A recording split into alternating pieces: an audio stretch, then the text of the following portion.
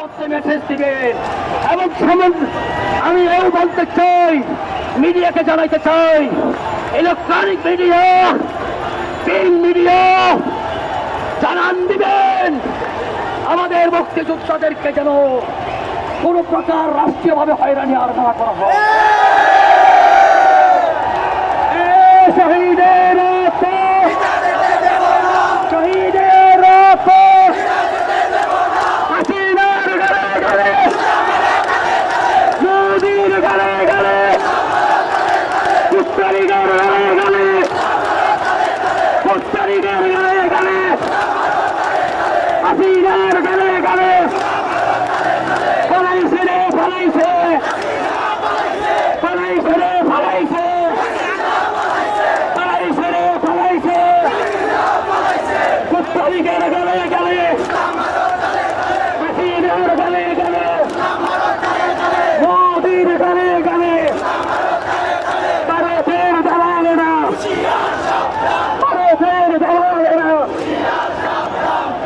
আমি আরো দায়িত্বহীন কণ্ঠে বলতে চাই, চট্টগ্রামের যেখানে যেখানে আমার মুক্তিযোদ্ধা ভাইদের রক্ত ঝরেছে সেখানে সেখানে স্মৃতিস্তম্ভ নির্মাণ করা হবে। আমি আরো বলতে চাই, বাংলাদেশের প্রথম স্বাধীনতার স্তম্ভ যদি হয় এই বিপ্লব উত্তোলন এবং নিউ মার্কেট চত্বর হবে দ্বিতীয় প্রজন্মের মুক্তিযোদ্ধাদের স্মৃতিস্তম্ভ। আমি আরো বলতে চাই, হিন্দুস্তানের দালালেরা তোমরা আজ থেকে সাবধান হয়ে যাও। শেখ হাসিনা এবং তার কুত্তা দালাল যত আছে,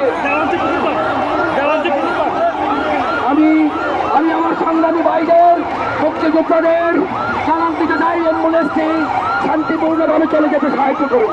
চলে যাক, চলে যাক। পালাইছে রে পালাইছে, পালাইছে পালাইছে রে পালাইছে।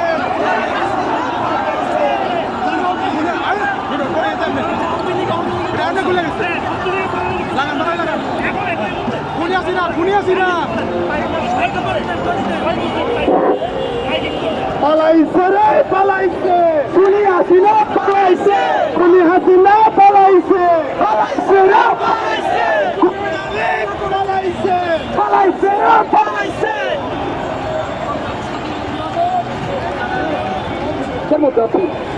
আমি একটি সংবাদ পেলেন, আন্দোলনের সংখ্যালঘু ভাইদের প্রতি নির্মমভাবে নির্যাতন করা হচ্ছে। আপনারা আন্দোলন করলে আমাদের সংখ্যালঘু ভাইদের প্রতি, হিন্দু ভাইদেরকে ছাত্রলীগের